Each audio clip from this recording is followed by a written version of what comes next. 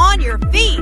It's the Rebel Hearted Radio Show, the perfect place to set rules, obligations, and expectations aside when you tune in and reconnect with your wild side. Meet your host, intuitive badass, healer, and coach, the original Rebel Hearted woman, Lisa Freed.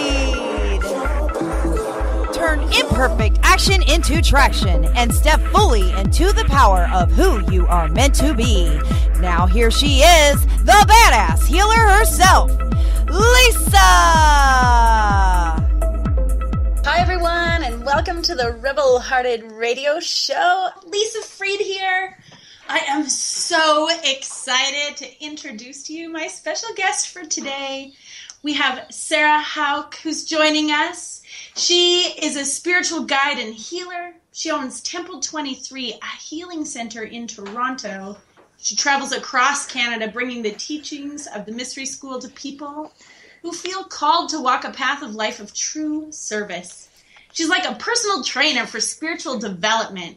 Healing takes time, consideration, and commitment, and Sarah works with clients to create personalized programs and classes for her clients' highest success. She works with clients to increase abundance, to increase their psychic abilities in connection to energetic beings, and to hand down tools of magic and ritual. Sarah, thank you so much for joining me. I just can hardly sit still having you on the show with me today. Thank you. That was a very nice intro.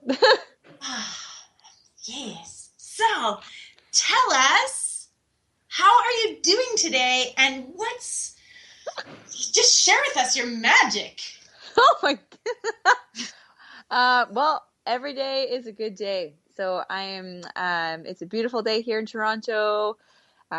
We've already had, our morning dance party, and I just couldn't be more excited to just talk with you and to share everything that I can in the next 45 minutes. I love it. What kind of music were you dancing out to today? Well, I think this morning might have had like a Bieber dance party. Oh, and that's now caught and on the air that we can. I just admitted it. I don't know if that was a good or a bad thing. But... I'm just teasing.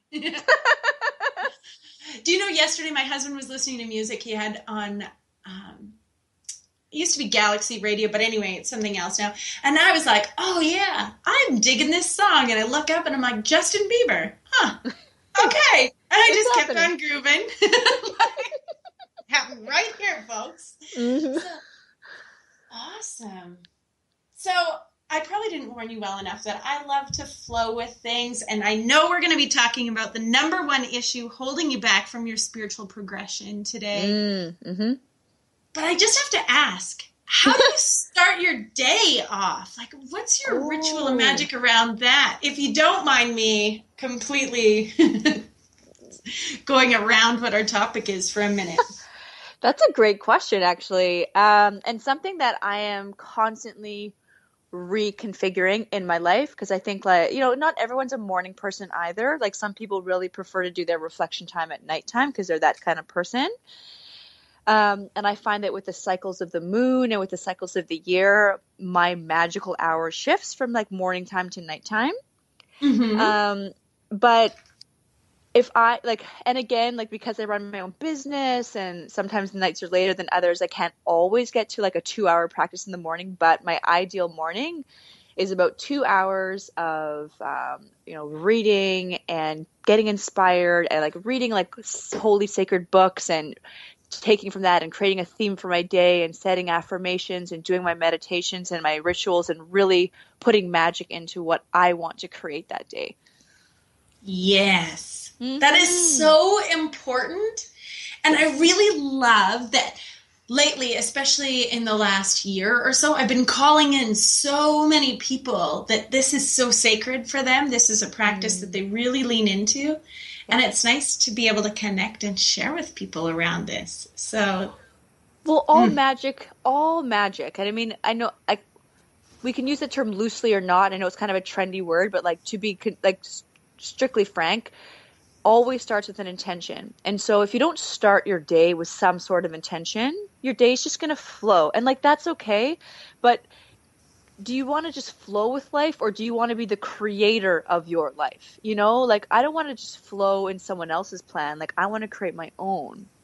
So, you know, that's why taking that time in the morning, whether you have 5 minutes or, 50 minutes, taking time to think about like what you want is important. Absolutely. Otherwise, how can you complain about what you got? You know? No, 100%, 100%. Like, I don't like the results I'm getting. Oh, yeah? Well, which ones do you want to be getting? And are you making that very clear to anybody other than, you know? Well, since we're flowing, can I bring up a topic? Of course you can. Amazing. So, because I've been thinking about this quite a bit. When there's many, many different lineages and many, many different paths of spirituality. And I find the common thread between a lot of them is that you have a choice. You know, like a lot of these paths are to explain to people, even meditation, that you have a choice. You don't have to think the way you think. You don't have to stay in a relationship that you don't want. A lot of people feel trapped in life. And so spirituality teaches them they have a choice. But I think that there's also a flip side to that, is that not only do you have a choice, in fact, every single thing that you do is a choice. And we don't think like that. We think that we just are living from moment to moment. But it's like, if you're running a business and you spend 20 minutes on Instagram or an hour doing nothing, essentially, like that's a choice. And then, or if you text and drive, like, that like there is a possibility you're going to get a huge ticket for that. And so it's a choice. When we live our life knowing that everything you do is a choice, then you can truly step into responsibility, and you don't start to get you don't get sideswiped by life. It's like, okay, you know what? Like, I'm the creator of my life. I text and drove. I got a ticket. I really have no reason to get mad because I made a choice. Exactly. And I love that the show is on Tuesday, because I call Tuesday to remind people, like, hello, you've got a choice in everything, and how it is that you're feeling. If you went to bed last night, and I'm using this example, like crunchy around a relationship that you have in your life, you wake up today, you have a choice whether or not you want to go right back into that same energetic connection of feeling pissed off or upset with that person, or if you want to be like, I'm going to look for evidence that I love this person madly and connect to that energetically. So we always have choice, not just on Tuesdays, but and it's not, and it's not that, it's crazy, and it's not even that we have choice. Everything is a choice. Everything. Yes. Everything. Yes. What do you think about, when you, I'm loving this, sorry. when people are like, well, if I say no to someone and, and it feels uncomfortable, I'm always like, okay, but if you choose to say no to them, you're saying yes to yourself, right? If it's something that's, or if you're saying yes to them, and it doesn't feel good, you're saying no to yourself. That's a choice, right? Oh, yeah. Mm-hmm. Every which way we move in this life is a choice. Not choosing is still a choice. You get... not choosing is a choice. And when it comes to this saying no, oh man, I could talk about that for 13 of your shows, because I also study the Universal Kabbalah system, and saying no is about boundaries. Yes. And people are going to go one of two ways, actually. If you're out of balance in that Sephra, you're going to either be in victim mode or you're going to be in tyrant mode. And so people don't know how to set healthy boundaries. And so saying no for them, it's tough. I can say that for me, I have to revisit boundaries often, right? And sometimes it's in different ways. In the corporate world, I used to be able to just rock boundaries. And then I would find myself out of balance in my personal world because that wasn't getting my attention, right? The boundary portion there. And this year, I'm back to setting boundaries again, more in very personal, close friendships. And I'm like, man, what? I know this. Why am I just realizing and being aware of this now that I'm revisiting this? And so I don't care how old you are or how boundaries always need to be revisited. Got to check the fence line once in a while, to use a rancher term. Yeah. Good old Albertan you. So feel free, if you'd like to take a few minutes to talk about boundaries, if you would like. Or we can talk about whatever you want to talk about, Lisa. I want to learn more. What's a boundary setting tip? Who knows where this show's going to go? We might have to rename it at the end of this.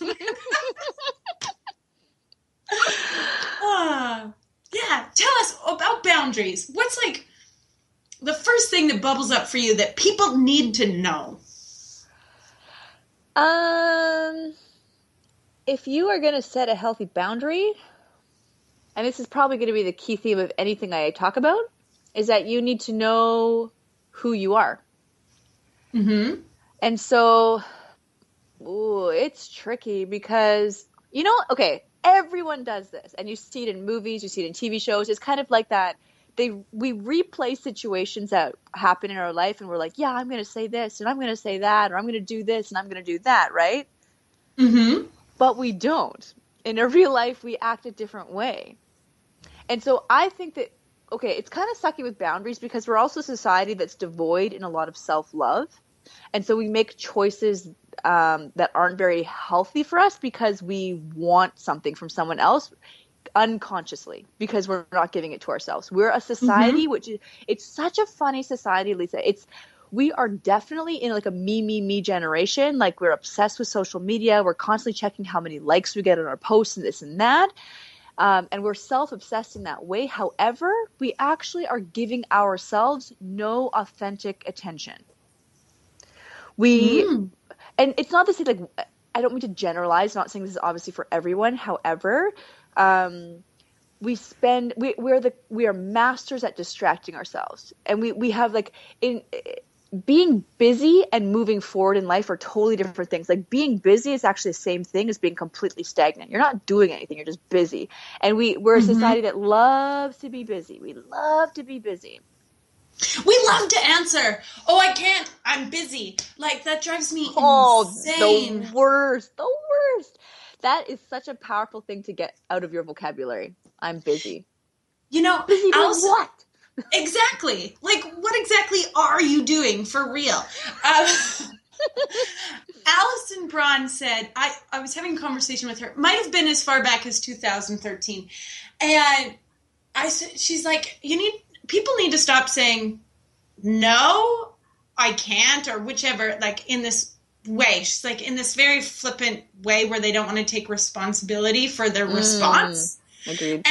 And she's like, I say I'm joyously occupied. I don't say I'm busy.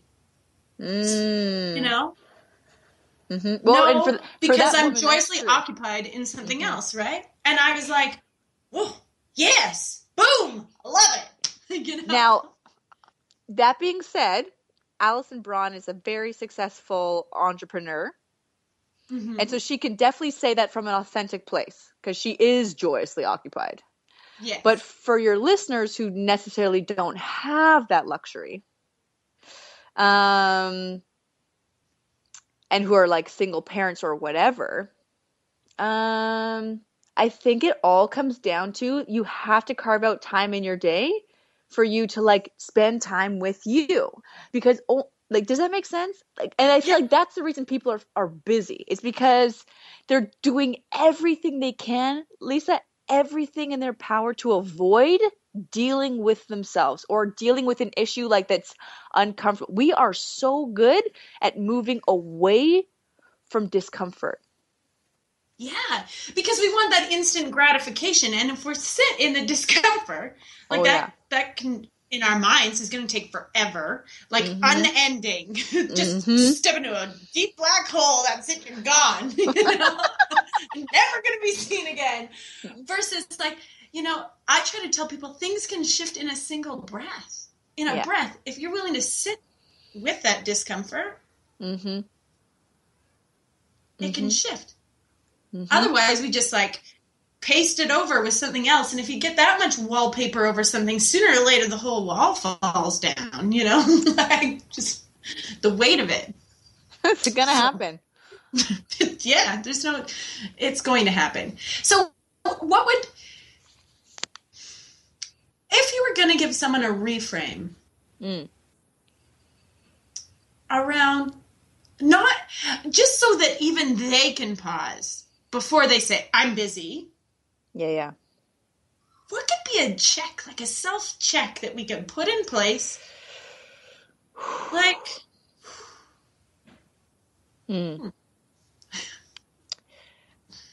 Okay. That is a good question. That is a super, super good question. Because, okay, when you're in a fight with your partner, that is not the time or place to start addressing how you're going to deal with fights. Because once you're in a fight, you're in it. You're doing it. Like, guns a-blazing, like, stuff's coming out of your mouth. Like, it's already out. Like, it's happened. So,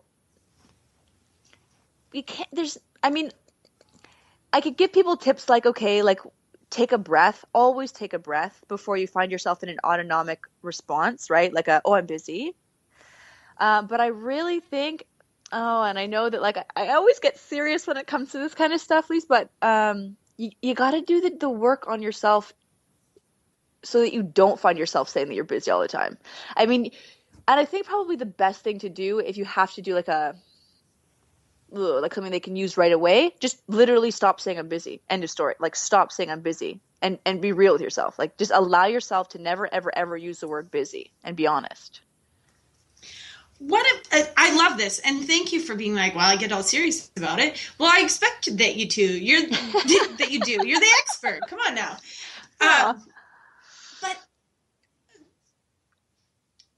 is there a thing that when they're setting themselves up for the day, nobody's in front of them asking them to do something. Could they set themselves up with like, okay, here are my guidelines for the day? Yes. Okay, so I developed, anyway, long story short, I developed one of the country's top corporate wellness programs, and I had a boss who is kind of one of my life mentors, and he had a personal mission and a personal vision, and he wrote out exactly in his life what he was about, what his values were. And so he had like a list of his values and, you know, what was the most important to him in his life. And this is what he reviewed every day. And this is what he used to make a decision in his life every day. So, for example, like, we all want to go out. It's a Thursday night, like, yeah, your friends are going out. But sometimes you really have to reevaluate your values and be like, okay, you know, have I been, you know, does this fit with my values right now? You know, and I think that people don't even know what their values are. And that helps you make decisions. That helps you say no, because if you say no to them, it's cool to say you're saying no, but then you're saying yes to yourself. But unless you know what your values are and why you're saying no, you're going to always feel guilty about it, right? Well, I'm letting my friends down. They're not going to invite me next time. Who cares? You're making a commitment to you. So I think the most powerful thing people can do is make a list of their values and a list of their like life goals, like not like, you know, 1 year goals, but life goals. And then be like, is in every choice of my life, is this moving me closer to my life goals and to my values and to the person I want to be, or just moving me away from it? And then also getting rid of guilt in your life, because if you do make a choice that's, you know, not in alignment with that, guilt is just going to make you feel worse. So guilt has to go out the table, you know? Yeah. And I love that you're like, okay, so you know why you're saying no, and also know what you're saying yes to for yourself. You know, you say no to somebody else, you're saying yes to yourself, but what the hell is that? For a lot of people, they don't know that. And so taking that time of listing their values and their life goals, that's good stuff. We can wrap the show right here. We got the magnums. be the yes man, you know? Like, I think some people have problems because they don't say no, and some people have problems because they don't say yes, you know? And I think that people need to reevaluate their values. Like, do you want to have more fun in your life? If maybe that's one of your values, and that means you need to say yes more often instead of saying no more often. And yeah, like, know what you want to create in your life. You need to make time and space and really ask yourself the hard questions. Like, I think the reason people don't have the life they want is because they really don't think about it. They're so programmed to think, okay, I got to get married, I got to have kids, I got to have a job I love. And then if you read if you read magazines, oh my God, I got to be a size 2. I got to have like long, luscious hair. I got to get my lips done, you know, like my house has to always be clean. And, you know, and so we live our lives because those become our markers in life. We don't set our own markers in life, you know, like we just don't do that, you know. I hate, oh, I shouldn't even use that word, but I really do. You can we hear watch. There, we just I know, there you go. I dislike greatly whenever I feel like I'm moving towards something, because that's what I've been programmed to think. Like, I dated women just to learn if I really wanted to date men or women. I hated the fact that, well, because I'm a girl, then like society tells me I have to marry a man. Well, maybe I don't want to marry a man. Like, what do I know? You know what I mean? So I like to make choices because I know myself. And because this is what I want. I'm also, and I'm going to throw this term out there, like, I'm a very strong indigo. And like, an indigo hates doing anything that they don't want to do. Mm-hmm. I should look into that. I might be an indigo. It's possible. Your daughter might be an indigo, and then you got problems. Yeah. You know, sorry, I cut you off. Carry on. It's all you. It's all you. I was having a conversation this morning with a lady whose daughter is having a birthday, turning 6 very soon. And this mom was like, Lisa, I'm kind of feeling like I didn't give her what I wanted to give her. A better house and more access to programs. I don't know which programs, but say ballet, swimming, skiing, whichever, right? Equestrian, whatever. Whatever the goals were. And I said to her, I need to tell you a story. And I said about being a 6, especially because I remember this very clearly. So growing up for me, my parents, they would do what, like, especially my dad has always believed you do what you love. You do what you love, you know? He tried it for a while doing what you were supposed to do and realized, no bueno, does not work for him. He wants to do what he loves. And so that meant that he would manage a grazing reserve and so help other ranchers on a public plot of land run their cattle there. And so he would ride horseback all day and look after cows outside all day, every day. Loved it, right? Mm-hmm.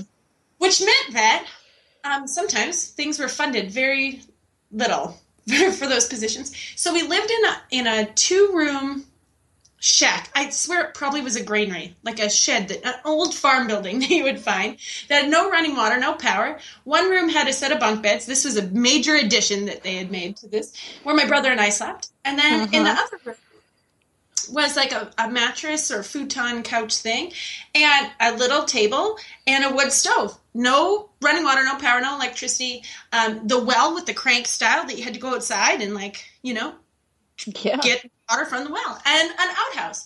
And I said to her, I remember living there, and on my 6th birthday, I got a cassette tape with a book and a set of stamps. Like, it was a Smurf stamp. I remember that. And very important detail. The book was Dumbo and the stamp was Smurfs. Mm-hmm. And here I am, 6 years old. I remember just being so excited and stamping everything that I could and playing outside in the woods and seeing a caterpillar that I swear was a snake and all these things. I never felt like, oh my goodness, wow, we have no power, no electricity. I don't have TV. I don't go to ballet. Like, none of this was part of my concern.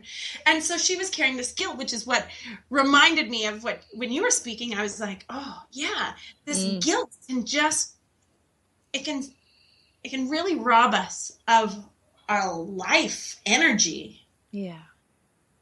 So what can people do about that? Okay. Well, like the kind of the spiritual side of me might come out. That's okay. That's welcome here. Okay. We love that, actually. Okay. There are things like guilt, shame. Like these are all very toxic words. That, like, there's a difference between pain and suffering, and I'm sure you've had this conversation on your show many, many, many times. Like pain, we're always going to have pain. You know, we can't live our life to avoid pain, because pain is also a catalyst for major transformation and growth. One of my favorite stories, I just saw a little video with a rabbi, and he was talking about that he was in the doctor's office, and he was reading a story about how lobsters grow. And he says, lobsters, they grow, but their shells don't grow. So as soon as they start to feel uncomfortable in their shell, they go under a rock, they shed their shell, and they grow a new one. And then as a lobster continues to grow, they feel uncomfortable in their shell, and then they go under a rock and they get a new shell, et cetera, et cetera. And he says, if lobsters had doctors, they'd never grow. They would just get put on Xanax and the next thing, right? And they would just stay in their little lobster shell. And this rabbi said that uncomfort is a catalyst for growth. It means that you're ready to shift and grow, but we numb our pain, which actually leads to suffering. And so, crap, I forget the question. Oh yes. So pain and suffering. So these are all products of a mindset that thinks that you are a limited being. People are living in fear because they have forgotten the key thing, which again, you can believe it or not, but that you are an eternal being. You literally have never been born, therefore you can never die. And if that is the one thing in your life that you can make a concrete belief system, you will live life completely different than you are now, because we believe that there is an end point. We've been taught since we were born that you're going to die, and so we live our life in fear of this, and that leads to attachments to things. Well, I can't, if I leave this man, maybe I'll never find love again, and then I'll be alone for the rest of my life. Well, but what is life? Like, you're just here in this small little part of your existence. My father's an extremely powerful man, and people don't expect the kind of things that he says, and people ask him, they go, how do you know that? How do you know that in life after death? And my dad, he says, he looks at them baffled, and he says to me, explain to me an end in consciousness. Because to him, the idea that consciousness ends is the most ridiculous thing that, you've ever heard, which makes perfect sense. So, how can we alleviate guilt and shame and all these things is to remember that you're not just physical. I think that's the main thing. You're not just physical. There is a part of you that is eternal, and you may not believe that right now, but as you continue, because if you can live that way, Lisa, if you can live that way and let go of your attachments to people, to places, to things, I have been homeless. I have lived on the streets. I've had nothing. I've had no one. And it's in that moment, because I was in a very physically abusive relationship a long time ago, and I had to leave. And I've never been more happy, more joyful, more free, because I knew that for me, that relationship was kind of a lifetime, right? And I felt like I was going to live and die in that relationship. But when I liberated myself from that, I realized that my God, shit. That's great. Right?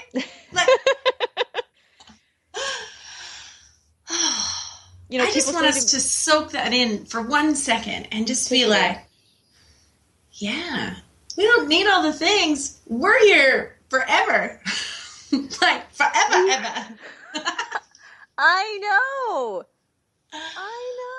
The people who have created, Lisa, the most incredible things in this life, things that have shaped our world, like anyone from, Tesla to literally name it, they were all, they didn't do things out of fear. The greatest things in life have never been done out of fear, but out of passion and knowing and trying, expressing their greatest creativity and connecting to something, greater than themselves and expressing that, but I feel like the theme of this conversation is to get yourself out of comfort. Absolutely. You know, you were just who I needed to talk to today. Oh, yay! Right? I hope that my guests and my listeners get something from this conversation, because there's absolutely tons here. But wow, I feel like you're giving me this huge hug from across the way and just being like, yeah, let's do this. This is so awesome. And I live my life out of the comfort zone, and trust me, it's kind of stressful. I'm gonna just lay it out there. I am constantly just terrified, because I'm always doing something. I'm always pushing the boundaries. I'm always doing something that's uncomfortable, and but I lead a miraculous life, and I do what I want, when I want, with who I want, Yeah. And I love change, and so. And I think, I think because my life has literally been ripped away from me so many times that I'm just so used to change that I really embrace it. I just about a year ago, I was working with this one client who had said to me, I want to get into politics. Oh. 20 years down the road, I want to get into politics. And I kind of laughed and said, oh, okay, but you can't really plan that. You can want it, but you can't really plan the time that it's going to come into your life. Mm-hmm, If it's coming, it's coming. And then how you put it out there and, you say yes, universe, they'll deliver. They're just waiting. Well, a couple months, it was on April 1st last year, he called me. He was like, holy shitballs, Lisa. I'm running to be a member of the Legislative Assembly. Wow. And he's like, but I need you on my team, and I need you to be my campaign manager. Will you do this for me? Jesus. No big deal. Hey, coach, will you move 4 hours away from your family, spend 32 days working day and night for me to achieve this? And he's like, I feel sheepish even asking. He's like, I don't even know why I asked, because I know the answer is no, but would you do it? And I had to clasp my hands over my mouth to stop from squealing yes, because this is a conversation that, I should ask my husband first. And I said, long story short, I said yes, and I went up there and we did this, and I had no idea what I was doing. I've never been a campaign manager. In fact, politics, it doesn't get a lot of my attention, And we completely rocked it. We had a blast. But I was scared shitless every single day. There were moments so intense I had to remind myself that that the next breath was coming. Yeah. There is no subway that's running me over right in this minute. I'm okay. Yeah. And got through it. One of the best experiences ever in my life. But I had to be outside my comfort zone in order to experience it. Mm-hmm. And so too many times we don't allow ourselves that. Yeah. Yeah.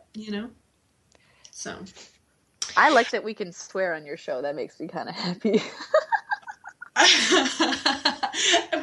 Yeah. I couldn't have a show if I couldn't swear on it. I want t-shirts made that say, I'd rather say fuck than fine every single time, because I hate when women are like, how are you doing? I'm fine. Ugh. Get Worst over word. it. I hate that Right? word. Mm-hmm. People get their panties in the knot over fuck, but fine is a much worse 4-letter word if you ask me. So. Way worse.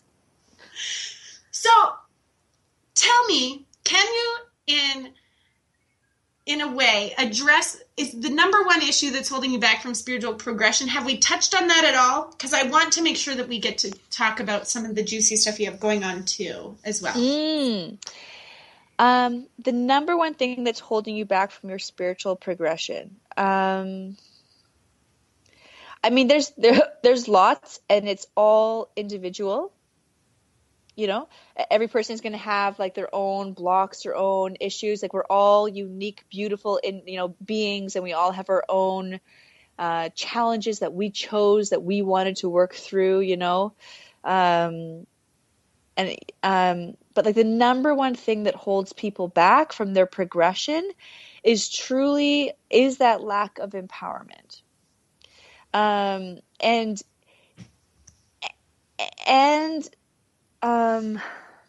Gosh, like we did touch on it about like being an eternal being, like that is extremely important when it comes to a spiritual progression.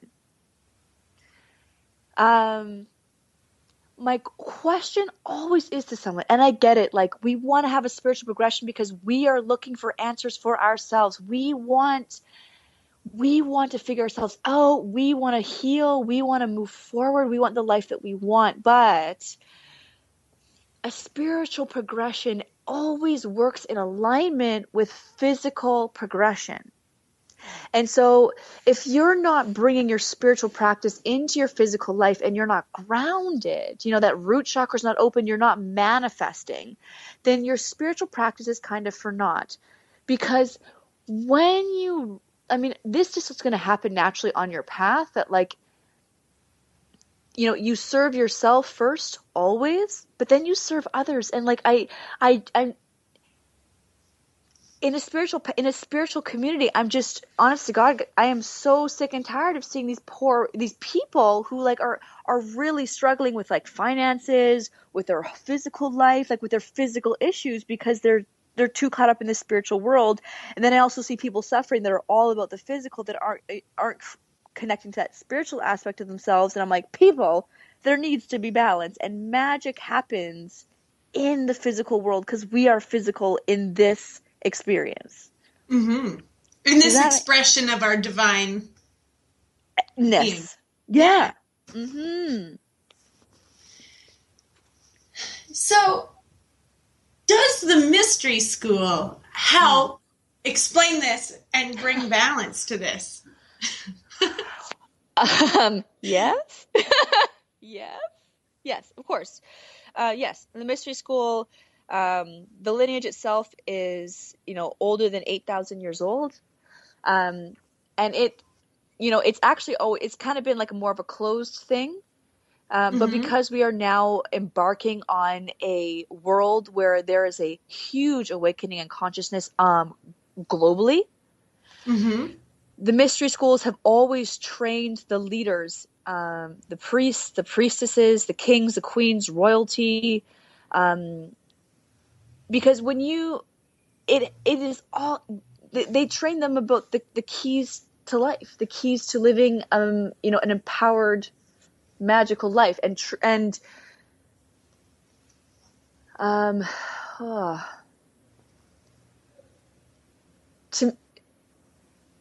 Lisa, I could go on and on about the mystery school and what it does and like how incredible it is and, what it's done for me. But I think the most powerful thing that I've ever witnessed in the mystery school is when I work with everyone else. I watch their lives change. I watch them, sometimes I watch them go through like kind of like a Alka-Seltzer phase where their life kind of is a little bit tougher. But I always watch it get better. I watch them step into their own. And these are people who like come to me who have been spiritual leaders in their communities for a long time. Like people who already are very, very well versed in their own spiritual practice. I've worked with CEOs, NHL hockey players, like everyone. And these tools work. They work. End of story. And I am so blessed that I get to do this for my life. Well, I want to be able to know more about it. So I don't know if I'm going to have to bring you back on the show all the time so that we can learn more about it. But in the meantime, how do people? Can you tell people a little bit about what you're working on right now and how people can find you? Oh, sure. And there's no rush, so don't feel rushed. We got time bends for us. Oh, good. Thank you. So my mission. So there are 7 mystery schools on the planet. 6 of them are closed to the public, and 1 of them is open. And this has always been true, like in the mystery schools. The mystery school is open here in Ontario at this time because of their very specific energies and gates that are held in Toronto. But my mission is to take these teachings to every major city in Canada, and then eventually to like every city in Canada. That is Sarah's personal mission. Because of all the cities in Canada that I travel, you know, I'm brought to tears every single time when I meet people and they're like, you know, you're the person I've been waiting for, you know, my whole life. And it's not me, it's not they're waiting for Sarah, but they're waiting for the teachings and the tools that they get. And so what I'm working on right now is my next Cross Canada tour, which is starting on March 30th, and I'm going to be starting in Winnipeg and making my way across to BC and back. Beautiful. Yeah. That's exciting. It's so exciting. And you're coming to Edmonton? I am coming. When are you going to be in Edmonton? I'm going to be in Edmonton April 12th to the 20th, I believe. I'm working at Spirit Path Studios. It's run by Candace. It just opened. I'm super excited about that. Me too, because I'm going to be able to meet you in person and just, I can hardly wait. Woohoo! Oh so, my gosh. Tell me, is there any other words of wisdom that you'd love to share with us here? And I know it's been a little unorthodox. It has been. You may not have been on a radio show like this before, but hey. It's a bit different, yeah. I feel like I've just like ripped up my notes and kind of thrown them downstairs. I'm like, whatever. I'm just gonna flow. Oh God, anyone out there who's listening, I'm so sorry if I sound ridiculous. You sound awesome. Awesome. Okay, so any words of wisdom?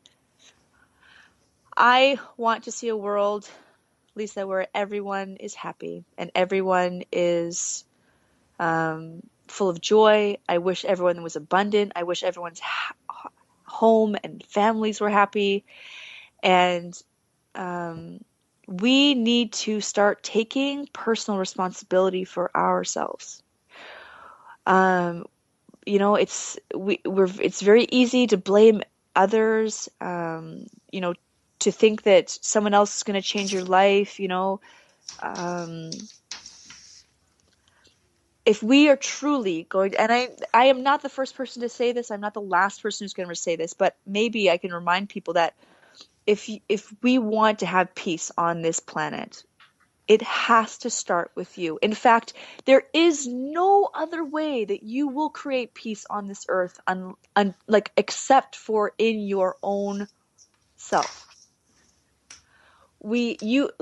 Someone who follows the path of the mystery school is someone who wants to have self-mastery, someone who wants to be the master of all of their thoughts, the energy they put into the collective conscious, someone who becomes an initiate in the mystery school, who really walks that path. You are constantly uncovering your subconscious. You become more and more responsible for the energy you put out there. I'm striving every day just to be a good person. That is what I want, to go to bed every night being a better person, than I was yesterday. And you really have to be a warrior if you are going to study this with the mystery school, because, everyone's spiritual, Lisa, you know that, everyone is spiritual. But are you going to be the person who can look at all those gross parts of yourself and liberate them and take full responsibility for, every action and if something's not working in your life, really being okay, this is me, and learning to get stronger and learning to get, softer and learning to become more humble and then learning to become more confident. It is I don't know. It's I think that world peace is going to happen, with the teachings of the mystery school. And because why I say that is because it teaches you how to find inner peace. And when you find inner peace, it naturally radiates. And then instead of becoming, preachers, because none of us want to be preachers. That's not what I want. I want to be an inspiration. I want people to look at my life and, look at how I've changed and look at how I've evolved and go like, man, like Sarah's ridiculous. Like, I want to be ridiculous too. And like, I want to take risks. And because that's how we're going to change the world is by inspiring people. Like, look at you, you're fun, you're funny, you're outgoing, you're positive. Like, you don't need to tell people to do those things. They're just going to listen to you and they're going to want to be like that. Thank you. I think that this is so beautiful. I have a question for you about, so when people work with you, I know you're doing a cross Canada tour, and that kicks off March 30th. But if they're not in Canada right now and they're just like, Sarah just touched my heart in a way that I need to know more, how else can people work with you or witness you to be inspired by your bravery every day? Well, that's a great question. I do teach online courses for people all across the world. And they can go to my website and we can absolutely book a call, and I'm happy to, work with people on the phone. I have a series of videos and online workshops for people that can't meet me in person. That's kind of the best way that they can reach me if they're not in Canada at this time. I love it. I'm a little sad, to be honest, that I'm in Hawaii when you're here for part of those days. Otherwise, I would have been like, oh, dang. Let's check this out. Let's hang out every day. Right? The whole time that you're here. I'll just stay at your house. You can totally stay at my house. I always have room. That's so amazing. If you're ever in Edmonton, for real, no jokes. Dead serious. You're welcome to stay here. Oh, thanks. So, this has been an absolute blast. I gather that it might be a little different than some of your other radio show interviews. I'm so grateful for your willingness to play along and just share with us, because you couldn't prepare. Like, these are not like, she didn't have a PowerPoint running in the background, ladies and gentlemen. She had absolutely no idea what I was going to ask, because neither did I. Yeah. I'm so appreciative of you showing up, of your mission. What an important and powerful mission that you have, and your willingness to let us see you and know that we're getting what you really believe, because you couldn't give us anything, but you can't help it. That's who you are. So. Well, maybe we can put a link to the Mystery School below. Honest to God, the Mystery School is in 50 countries all over the world. So even if you're listening in like London, England, or South Africa, we can hook you up, because, the world needs you. The world needs you. Absolutely. And Sarah will share with me all her information. When I share this link with everybody else, I will make sure that her information is right there, and especially about the Mystery School. And I'm hoping that this show inspired people to, choose to look up what's going on with the Mystery School. Oh, thanks. Any other questions that you have for me before we have to go? So the first question came up was like, what's your favorite color? Pink, obviously. Obviously. Mine's red.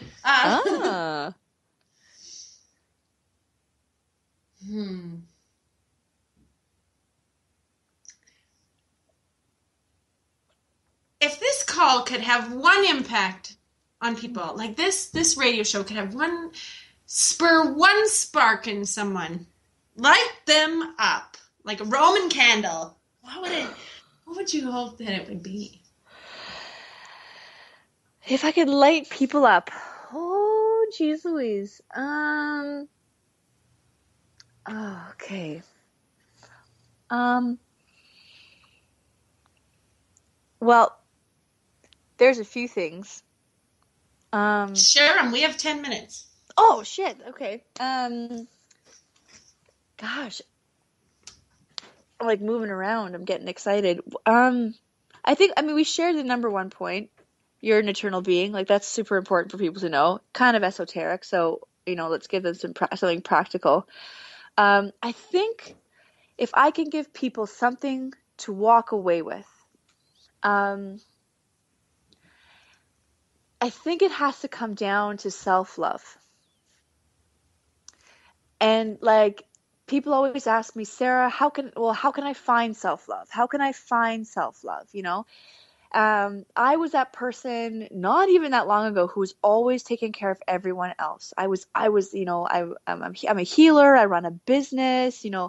My house is or my house is clean. Our center's clean.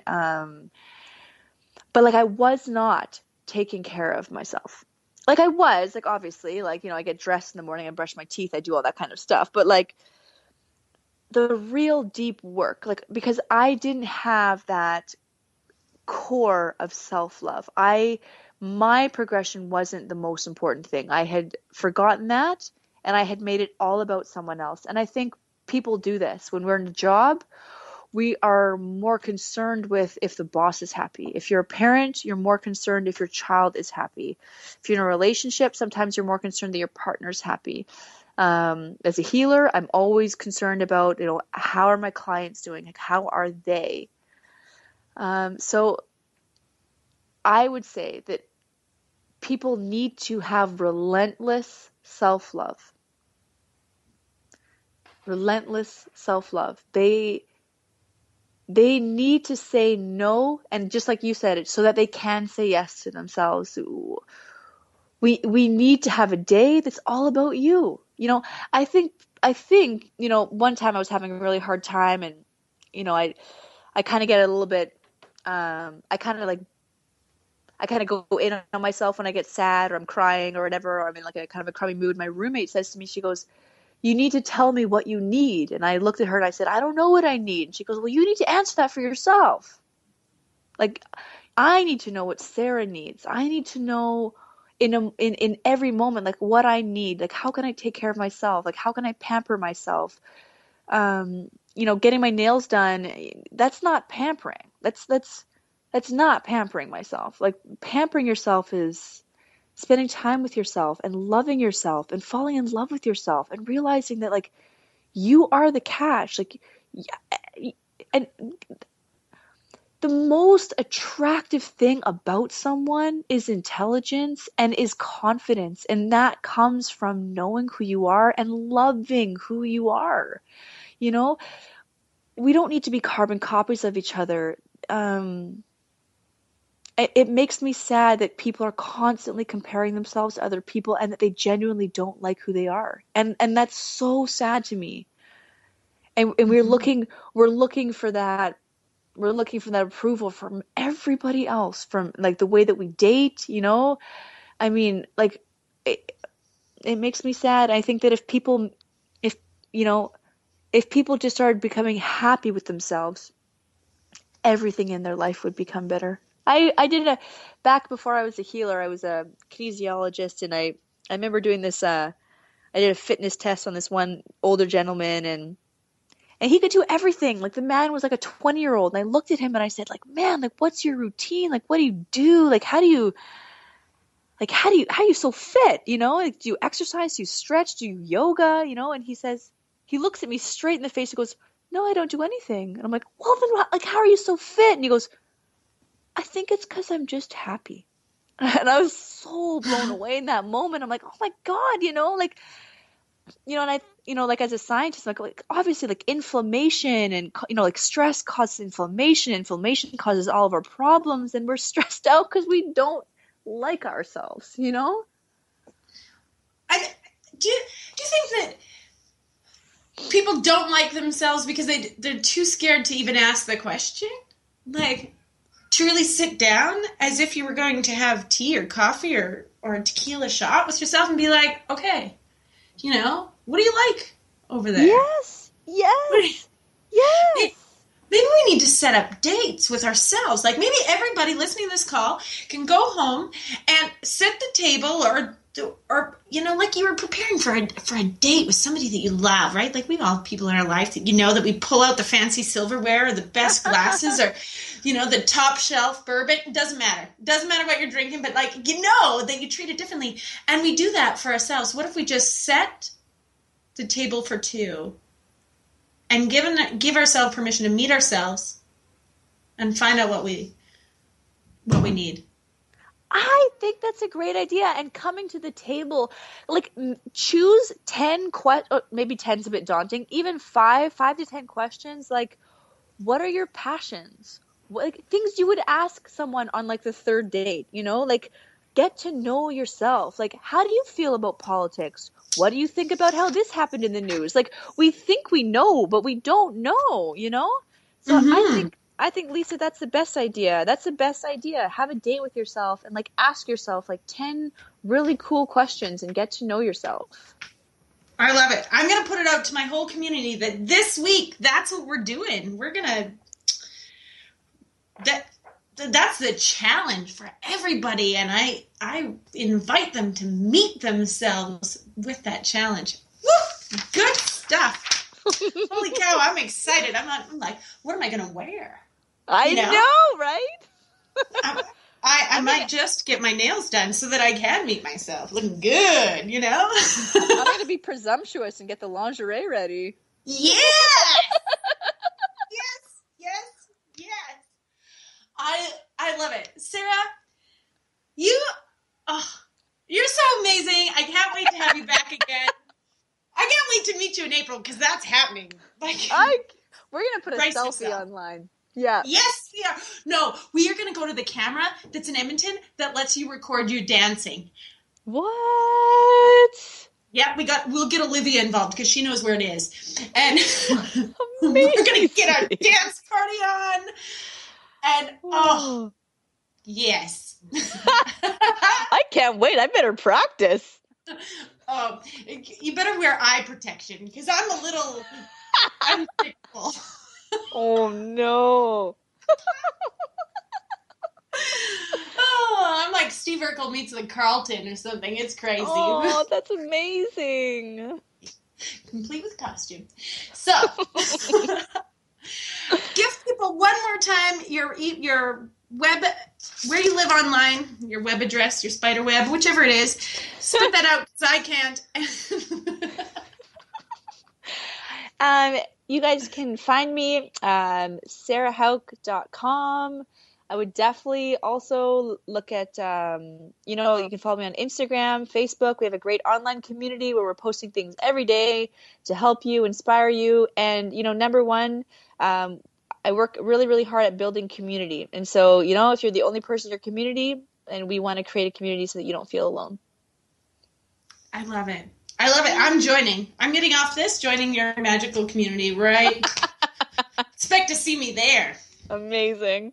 I'm on my way, baby. I'll have a top shelf bourbon for you.